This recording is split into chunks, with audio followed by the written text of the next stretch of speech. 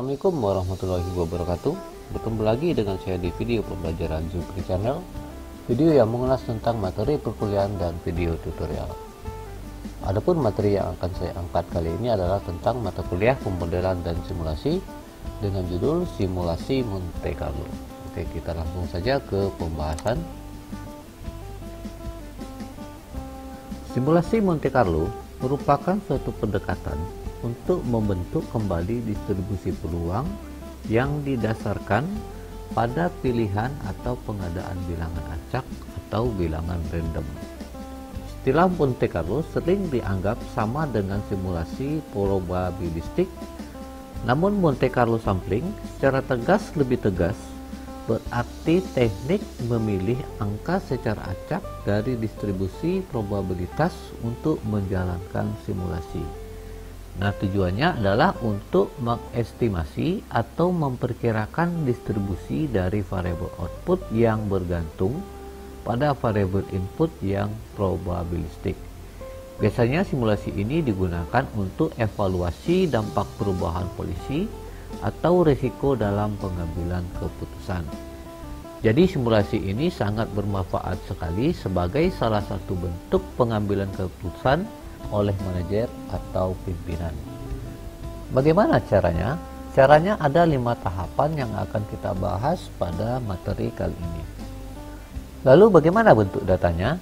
Nah, untuk datanya kita hendaknya menggunakan data-data faktual atau data real dari masa lalu atau masa sebelumnya agar nanti didapatkan perkiraan atau ramalan kemungkinan yang terjadi sehingga diperoleh suatu keputusan apa yang akan diambil oleh pimpinan. Biasanya data yang diolah tergantung dari perkiraan yang akan dibuat. Bisa saja data harian, mingguan, bulanan, atau tahunan.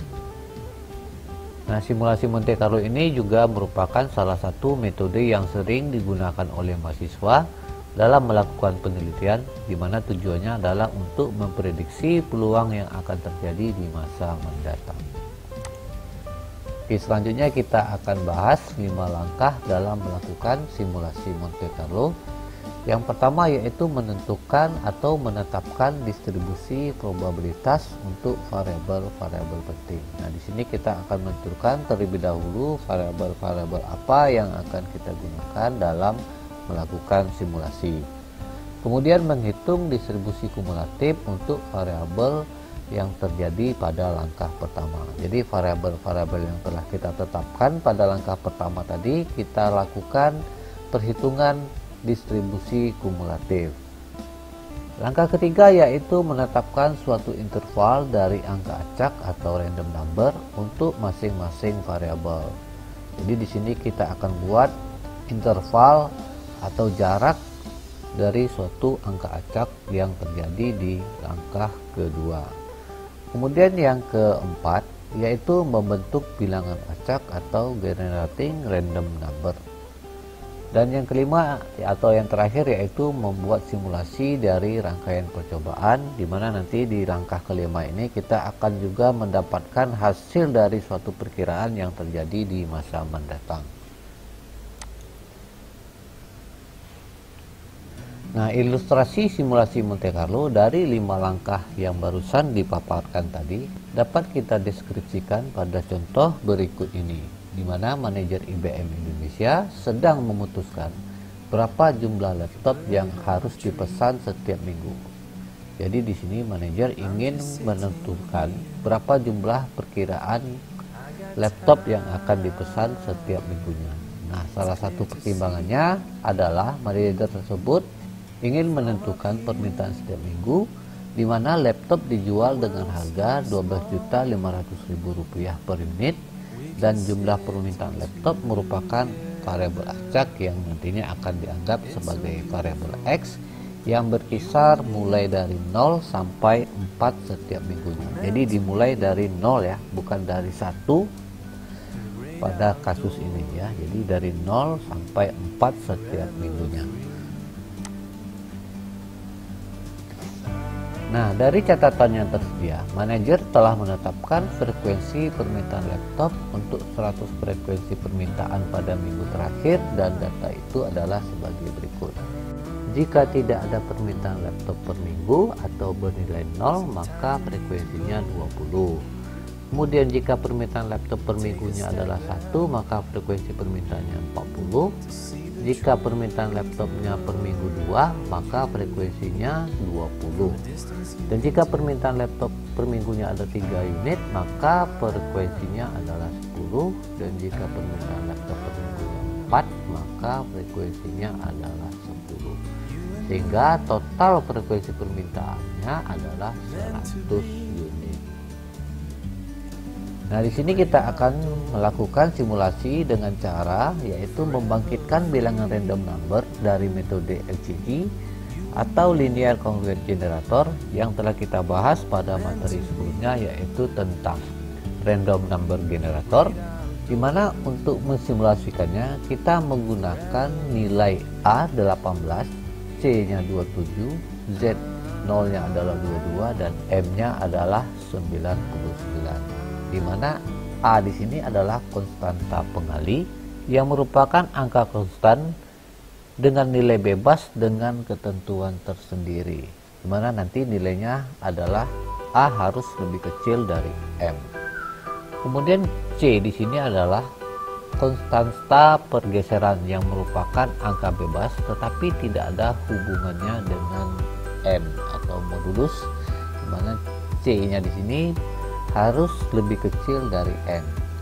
Sementara M adalah konstanta modulus, di mana nilainya adalah lebih besar dari 0. Dan Z0 adalah bilangan awal yang merupakan angka pertama yang bernilai bebas tertentu, di mana bilangannya harus lebih besar dari 0 dan nilai Z0 harus lebih kecil dari M-nya. Kalau kita lihat dari sini, A lebih kecil dari M, di mana A di sini 18 lebih kecil dari 99 yang merupakan nilai M. Sementara C di sini bernilai 27 juga lebih kecil dari nilai M bernilai 99. Sementara M di sini adalah harus lebih besar dari 0, di mana M yang digunakan di sini adalah nilai modulusnya 99. Sementara Z0 yaitu bilangan awal, yaitu bilangan bulat yang lebih besar dari 0 dan nilai adalah lebih kecil dari M, ya, di mana nilai Z0 nya di sini adalah 22 dan lebih kecil dari 99. Nah, di sini sang manajer ingin memperkirakan pola permintaan untuk 10 minggu berikutnya yang terdiri dari berapa kira-kira permintaan per minggu serta rata-rata pendapatan PT IBM pada 10 minggu berikutnya.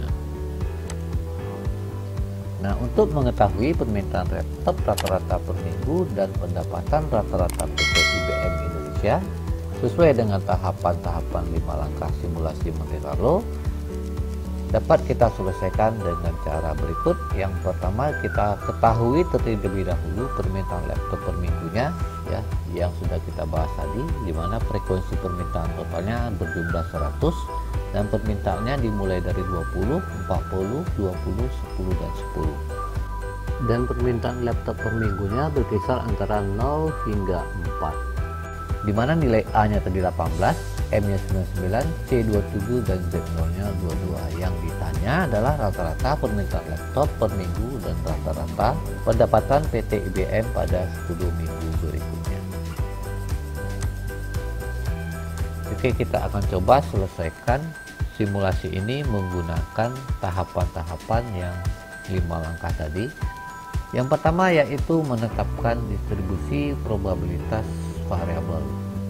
Di sini kita akan melakukan mengubah keadaan persoalan menjadi distribusi kemungkinan dengan membagi tiap permintaan dengan total permintaan seperti tabel berikut. Di mana tadi untuk laptop permintaan untuk minggu pertama bernilai 20, kita bagi nilainya untuk mendapatkan nilai probabilitas atau kemungkinan yang akan terjadi, yaitu kita bagi 20 dengan total frekuensi, ya. Jadi nilai permintaan dibagi dengan total permintaan, sehingga untuk minggu pertama menghasilkan 0,20 Minggu kedua 40 unit permintaan dibagi dengan 100 unit, total permintaan hasilnya 0,40.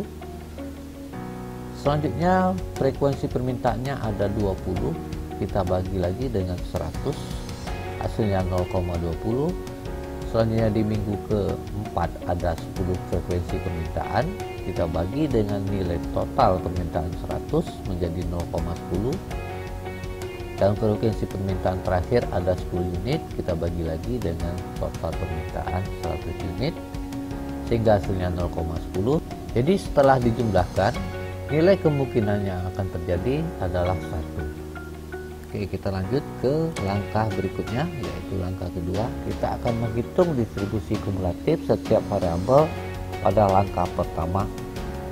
Pada tahap ini kita akan mengkonversi dari distribusi kemungkinan terjadi menjadi distribusi kumulatif, dilakukan dengan menjumlahkan tiap angka kemungkinan dengan jumlah sebelumnya. Oke, tadi ini adalah nilai kemungkinan yang terjadi ya, yang ini tadi 0,20, 0,40, 0,20 dan 0,10. ini yang ini kita akan menjumlahkan tiap angkanya dengan jumlah sebelumnya ya. Jadi kemungkinan yang terjadi pada minggu pertama adalah 0,20, kemungkinan minggu kedua adalah 0,60 yang kita peroleh dari 0,20 ditambah 0,40. Kemudian di minggu ketiga adalah 0,80 yang kita peroleh dari 0,60 ditambah 0,20. Untuk minggu keempat nilainya adalah 0,90 yang kita peroleh dari 0,80 ditambah dengan 0,10, hasilnya adalah 0,90. Dan terakhir untuk minggu kelima adalah 0,90 kita tambah dengan 0,10, hasilnya adalah 1. Oke, selesai untuk langkah kedua. Kita lanjutkan ke langkah ketiga. Langkah ketiga yaitu menetapkan interval dari angka acak atau random number untuk tiap variabel. Nah, untuk menentukan interval di sini didasari oleh kemungkinan kumulatif, di mana tabel angka random yang memiliki 2 digit atau 100 angka terdiri dari 0, 01, 02, 03, 97, 98 hingga 99. Maka untuk probabilitas 20% pertama, yaitu ini ya, 20% pertama yaitu yang ini ya, kumulatif 0,20 sama dengan 20%, adalah interval 00 sampai 19 yang memuat 20 angka terdiri dari 0, 1, 2, 17, 18 hingga 19 ya, yang ini dari 00 sampai 19. Kemudian 60% yang kedua atau 0,60 memuat interval 20 sampai 59 ya, 20 sampai 59. Begitu seterusnya hingga kita menyelesaikan untuk yang 0,80 yang memuat interval antara 60 sampai 79, 0,90 memuat interval 80 hingga 89, dan 1 memuat interval antara 90 hingga 99. Lanjut kita ke langkah keempat, yaitu membentuk bilangan acak atau generating random number. Nah, berdasarkan soal kita membuat simulasi untuk 10 minggu berikutnya. Oleh karena itu kita harus membangkitkan 10 bilangan random dengan cara membangkitkan bilangan random menggunakan metode kongruent campuran atau set congruent method, di mana A sama dengan 18, C 27, Z 022 dan N 99. Nah, metode congruent method ini telah pernah kita pelajari pada mata kuliah sebelumnya, yaitu tentang membangkitkan bilangan acak atau random number generator. Di sini kita akan melanjutkan bagaimana cara menghitung nilai untuk bilangan acak. Oke, untuk minggu pertama yaitu yang ini mulai dari 0 hingga 9, ini adalah 10 minggu ya. Ini adalah minggu pertama, minggu kedua, minggu ketiga, minggu keempat, minggu kelima, keenam, ketujuh, ke-8, ke-9 dan terakhir ke-10. Langkah selanjutnya kita masukkan nilai Z0 nya, yaitu yang pertama adalah 22 ini. Lalu kita hitung nilai menggunakan metode congruent method atau metode congruent campuran, mana rumusnya adalah A dikali ZI ditambah C ya. Sementara nilai A nya tadi 18 kita kali dengan 22 ditambah dengan nilai C nya yaitu 27 sehingga hasilnya 423. Lalu kita bentuk bilangan acaknya menggunakan rumus ZI ditambah 1 sama dengan A dikali ZI tambah C mod M sehingga nilainya adalah 27. Begitupun untuk yang langkah kedua, di mana nilai bilangan acak yang pertama kita gunakan untuk bilangan awal berikutnya pada ZI ya. Jadi nilainya 27 ya. Selanjutnya kita hitung menggunakan mixed congruent method, hasilnya adalah 513 sehingga nilai Z2 nya setelah kita gunakan generating random number hasilnya adalah 18. Kemudian nilai 18 ini kita jadikan lagi nilai untuk ZI yang berikutnya, jadi 18 untuk yang minggu ketiga ya. Gunakan lagi metode congruent campuran atau set congruent metodenya, hasilnya adalah 351. Kemudian kita bangkitkan lagi bilangan randomnya sehingga hasilnya adalah 54 ya. Begitu selanjutnya 54 kita jadikan lagi bilangan awal untuk minggu berikutnya, hasilnya 9 kita gunakan lagi untuk bilangan awal berikutnya, hasilnya 90. Jadi begitu seterusnya ya. Jadi ini langkahnya tidak begitu rumit sebenarnya. Jadi bilangan hasil dari output bilangan acak ini kita gunakan lagi nilainya untuk menjadi bilangan Z-nya ya. Jadi begitu seterusnya sehingga pada langkah ke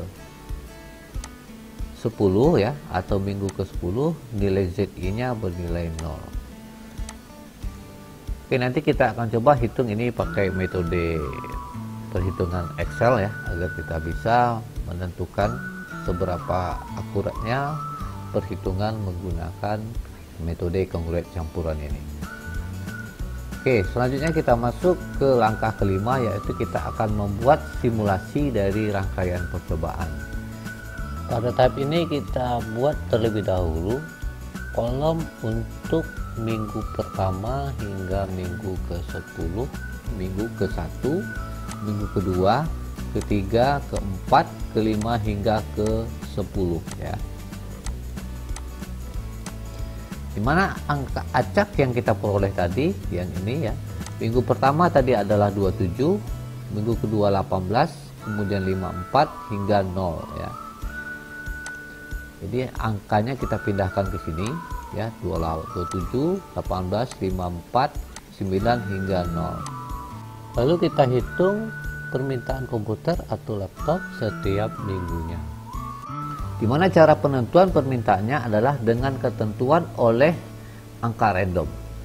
Contohnya bila angka random adalah 18, angka itu terletak pada interval 00 sampai dengan 19, yang berarti permintaannya adalah 0. Lihat tabel di langkah ketiga. Oke, langkah ketiga tadi kalau 18 masuk di interval 00 sampai 19 sehingga permintaannya adalah 0. Untuk angka acak yang pertama adalah 27. Nah, pada tabel angka ketiga tadi untuk angka acak 27 permintaan komputer atau laptopnya adalah 1. Kita lihat tabel ketiga tadi. 27 ada di interval acak antara 20 sampai 59, di mana permintaannya adalah 1. Sehingga 27 termasuk dalam range yang permintaan laptopnya 1 unit per minggu. Jadi 1 unit per minggu, di mana harga per unit tadi adalah 12.500.000. Kita masukkan pendapatannya 12.500.000. Kemudian yang minggu kedua angka acak yang diperoleh adalah 18. Kita lihat 18 apakah di sini masuk dalam 0 permintaan ya. 18 ada di range 00 sampai 19, sehingga permintaan laptopnya ada 0.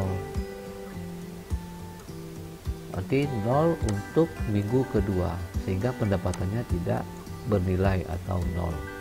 Minggu ketiga kita memperoleh angka acak 54. 54 termasuk di interval antara 20 sampai 59, sehingga permintaan laptop per minggunya adalah 1 unit. Dan total pendapatannya 1 dikali 12.500, hasilnya 12.500. Begitupun untuk minggu keempat, angka acaknya 9, permintaan laptopnya 0, maka pendapatannya adalah 0. Untuk permintaan di minggu kelima, angka acak yang diperoleh adalah 90. Di sini permintaannya adalah 4 unit. Kita pastikan lagi apakah benar 90 ada di minggu keempat. Ya, ternyata benar. 4 ada di interval antara 90 hingga 99. Sehingga pendapatannya tentu 12.500 kita kali 4, hasilnya adalah 50 juta. Nah, untuk minggu ke-6 kita memperoleh angka acak 63 dan permintaan komputer ada 2. Kita lihat lagi 63 apakah benar di 2. Ya, 60 hingga 79 ada permintaan laptop per minggunya 2 unit. Sehingga untuk pendapatannya adalah 2 dikali 12.500 memperoleh hasil sebesar 25 juta. Begitupun untuk yang 72, permintaan laptopnya adalah 2 unit, pendapatannya 25 juta. Minggu ke-8 angka acaknya 36 dan permintaan laptopnya ada 1 unit, pendapatannya adalah 12.500. Dan minggu ke-9 angka acaknya adalah 81, apakah benar 3 unit, permintaan laptopnya kita lihat lagi ya, untuk 3 belum kita bahas tadi. Oke, laptop permintaan minggu 3 unit, interval acaknya adalah 80 hingga 89. Sementara tadi yang minggu ke-9 adalah 81 angka acaknya, sehingga permintaan laptopnya adalah 3 unit. Dan total pendapatannya adalah 37.500.000 rupiah. Dan permintaan laptop pada minggu ke-10 angka acaknya adalah 0. Tentu permintaannya adalah 0, sehingga tidak memperoleh pendapatan di minggu ke-10. Sehingga permintaan laptop komputer dalam 10 minggu adalah 14 unit dan pendapatannya adalah 175 juta rupiah, diperoleh dari 14 dikali 12.500. Nah, kesimpulan dari hasil contoh simulasi dapat kita simpulkan perkiraan permintaan laptop rata-rata per minggu adalah 14 kita bagi 10 sehingga 1,4 per minggu. Jadi kalau kita bulatkan menjadi 1 unit per minggu. Dan perkiraan pendapatan rata-rata PT IBM yaitu 175 juta dibagi 10 sama dengan 17.500.000 per minggu. Nah, kita akan coba mensimulasikan perhitungan ini menggunakan Microsoft Excel. Baik, untuk menyelesaikan menggunakan Microsoft Excel, kita akan coba lakukan perhitungan. Di sini saya telah membuat struktur tabelnya, jadi tinggal menginputkan nilai angkanya. Dimana untuk permintaan yang pertama bernilai 20 unit, minggu kedua bernilai 40 unit, selanjutnya 20 unit, berikutnya 10 unit, dan terakhir 10 unit, sehingga totalnya adalah 100 unit. Untuk nilainya A nya 18, kemudian nilai M nya 99, nilai C nya 27, dan nilai Z 0 nya adalah 22. Yang ditanya adalah rata-rata permintaan laptop per minggu dan rata-rata pendapatan PT IBM 10 minggu berikutnya. Oke, langkah pertama di sini kita menetapkan distribusi probabilitas untuk setiap variabel. Nah, di sini kita akan membagi tiap permintaan dengan total permintaan. 20 dibagi 100. Di sini 40 dibagi 100. Kemudian di sini 20 dibagi 100. Di sini 10 dibagi 100. Oke, sekarang kita akan coba hitung caranya, yaitu dengan sel yang ini. Yang 20 kita bagi dengan nilai total, berarti nilai yang ini. Jangan lupa kita beri tanda dolar di sini agar kita bisa mengunci barisnya untuk perhitungan masing-masing baris nantinya. Oke, tinggal kita drag saja ke bawah, lalu kita sum di sini ya. Hasilnya adalah 1. Oke, yang pertama adalah 0,20, kemudian 0,40, 0,20, 0,10, 0,10 dan totalnya 1. Oke, hasilnya sama. Lanjut kita ke langkah kedua, yaitu menghitung distribusi kumulatif dengan cara menjumlahkan tiap angka kemungkinan dengan jumlah sebelumnya. Ya, berarti nilai yang ini ditambah dengan yang ini ya. Berarti di sini kita panggil dulu nilai kemungkinan terjadinya. Yang kita peroleh tadi yang ini ya, nilai kemungkinan yang terjadi. Tinggal kita akan drag saja lagi ini ke bawah. Lalu kita hitung nilai kumulatifnya dengan cara menjumlahkan tiap angka kumulatif dengan jumlah sebelumnya. Kita ambil dulu nilai yang pertama. Di sini baru kita gunakan rumus sama dengan ini, kita tambahkan dengan nilai yang ini. Oke, hasilnya 0,60. Kemudian nilai kemungkinan kumulatif sebelumnya kita tambahkan nilai kemungkinan terjadi berikutnya. Oke, selanjutnya nilai kemungkinan kumulatif sebelumnya kita tambahkan lagi dengan nilai kemungkinan terjadi berikutnya. Begitu seterusnya ya. Jadi ini kita tambahkan ya, kemungkinan kumulatif sebelumnya dengan kemungkinan terjadi berikutnya. Kalau kita jumlahkan ini hasilnya harus 1. Jadi nilainya harus sama ya. 1 dan 1. Oke, langkah ketiga yaitu menetapkan angka interval atau angka jarak. Untuk langkah ketiga di sini kita panggil dulu nilai yang telah kita peroleh tadi, yang ini kita panggil saja dulu nilainya, lalu kita drag ke bawah ya.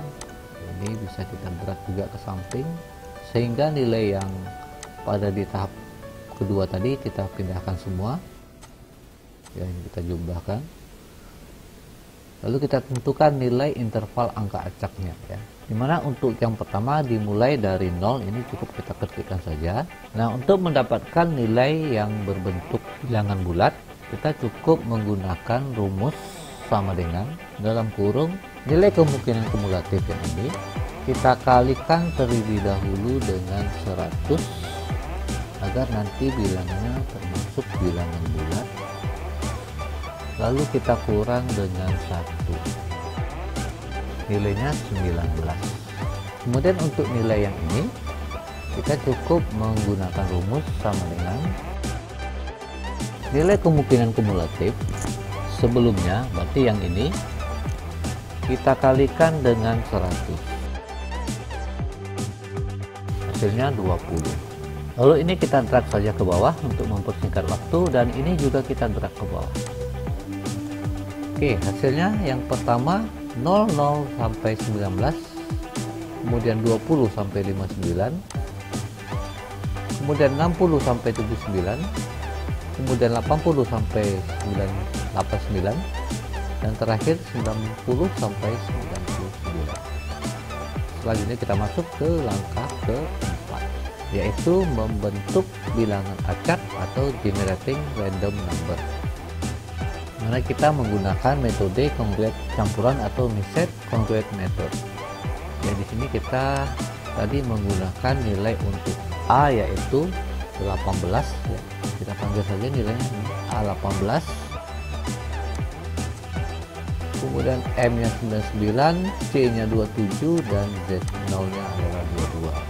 Oke, di sini kita telah memasukkan nilai inputnya untuk nilai I yang pertama yaitu 0 hingga 9. Kemudian untuk nilai ZI nya atau kita masukkan terlebih dahulu nilai Z0 nya yaitu 22. Nah, di sini kita akan menggunakan rumus persamaan metode kongruent campuran yaitu A dikali ZI ditambah C. Oke, di sini kita akan gunakan persamaan sama dengan buka kurung, kita ambil nilai A nya yaitu A dikali dengan nilai ZI atau Z0 nya yang pertama yaitu yang ini, lalu tutup kurung, lalu kita tambah dengan nilai C. C nya adalah 27 yang ini, lalu kita enter, hasilnya adalah 423. Lalu kita tentukan lagi nilai untuk random number-nya atau bilangan acaknya. Di sini kita akan menggunakan rumus sama dengan mod buka kurung, nilai hasil metode kongruent method tadi yang ini, kemudian koma, lalu kita masukkan nilai M nya yaitu 99 atau yang ini ya. Jangan lupa tekan F4 untuk mengunci nilai M nya agar masuk ke setiap baris, jadi nanti kita tinggal mendragnya saja ke bawah. Oke, tutup kurung, lalu enter, hasilnya adalah 27. Kemudian untuk minggu berikutnya nilai ZI nya adalah 27, berarti nilainya yang kita gunakan adalah yang ini, lalu enter ya. Selanjutnya kita akan hitung mixed congruent untuk minggu yang kedua. Kita gunakan rumus yang sama dengan cara yang pertama, namun sel yang kita ambil nilainya berbeda, yaitu dengan cara sama dengan buka kurung, nilai peserta A kita kalikan dengan nilai ZI yang kedua yaitu yang ini, lalu tutup kurung, kita tambahkan dengan nilai konstanta C nya. Konstanta C nya adalah 27, lalu tutup kurung. Nah, di sini kita akan coba memberi tanda dolar untuk mengunci sel ini agar bisa kita drag langsung ke bawah, jadi kita tidak perlu menghitungnya satu persatu. Lalu kita enter. Oh, ini sepertinya ada tanda yang harus kita hapus ya. Ini sepertinya kelebihan tutup kurung ya. Ini kita hapus tutup kurungnya. Oke, ini tinggal kita drag saja ke bawah. Oke, ini belum dapat hasilnya ya, kita akan coba dapatkan hasilnya. Caranya ini kita tinggal drag saja ke bawah, lalu ini nilainya kita ambil lagi nilai yang bilangan acak sebelumnya sama ya, seperti itu ya. Ini 54 kita panggil lagi, ini tinggal kita panggil lagi, begitupun dengan yang ini, begitu seterusnya sampai kita menyelesaikan ke baris terakhir pada minggu ke-10 ya. Nanti kita akan lihat hasilnya apakah sesuai atau tidak. Oke, untuk minggu pertama nilainya angka acaknya 27, dilanjutkan 18, kemudian 54, kemudian 9, selanjutnya 90, selanjutnya 63, selanjutnya 72, 36, 81, dan 0. Oke, hasilnya sama dan identik. Maka langkah selanjutnya kita bisa melakukan simulasi rangkaian percobaan. Oke, di sini untuk minggu pertama hingga minggu ke-10 untuk angka acak tinggal kita panggil saja nilai yang tadi, yaitu sama dengan yang ini. Kita panggil, kita pindahkan angkanya ke sini. Oke, lalu kita hitung ya nilai permintaan laptop per minggu. Nah, di sini kita menggunakan penginputan secara manual ya. Jadi di sini kita dapat lihat jika angka acaknya 27, permintaan laptopnya 1 ya. Kita lihat di langkah ke-3 tadi, untuk angka acak 27 berada di permintaan laptop 1 unit. berarti nilainya 1. Kemudian 18 ada di 0 per minggu, berarti nilainya 0. Selanjutnya 54 ada di permintaan laptopnya 1 unit. Kemudian angka acak 9 ada di permintaan laptopnya 0. Selanjutnya di 90 ada di 4, berarti 4 laptop per minggu. 63 ada di 2. Oh ini 4 ya, ini 4, ini 2. 72 ada di permintaan 2 unit per minggu. 36 ada di posisi 1 unit. 81 ada di posisi 3 unit. Dan 0 sudah jelas nilainya 0. Oke, selanjutnya kita akan coba menghitung pendapatan untuk masing-masing minggu dengan cara menggunakan rumus sama dengan 1 kita kalikan dengan 12.500. Jangan lupa gunakan tombol F4 untuk mengunci baris kolomnya. Lalu kita drag ke bawah sampai ke minggu ke-10.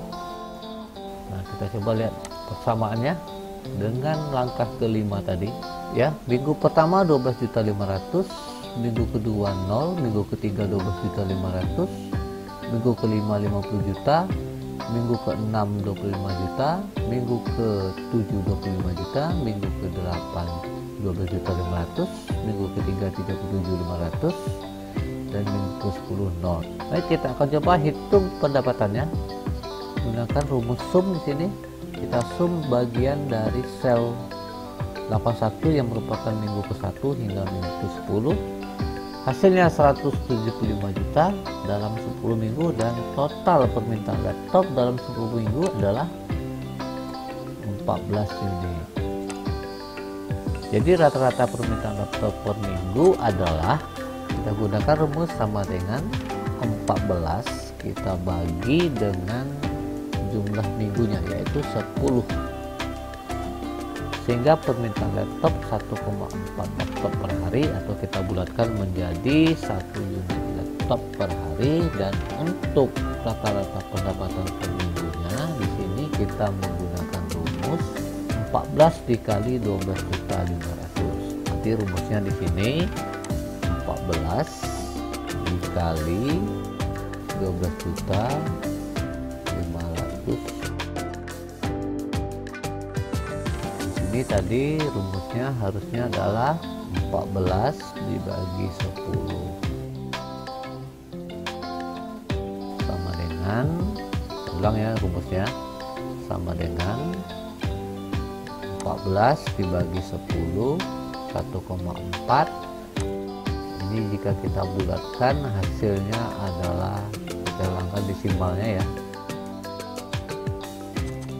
1 laptop per hari. Nah, untuk di sini kita gunakan rumus 14 kita kalikan dengan 12.500. Hasilnya adalah 175 juta. Lalu kita hitung lagi ya, per minggunya adalah 175 juta kita bagi 10. Hasilnya adalah 17.500.000 rupiah per minggu.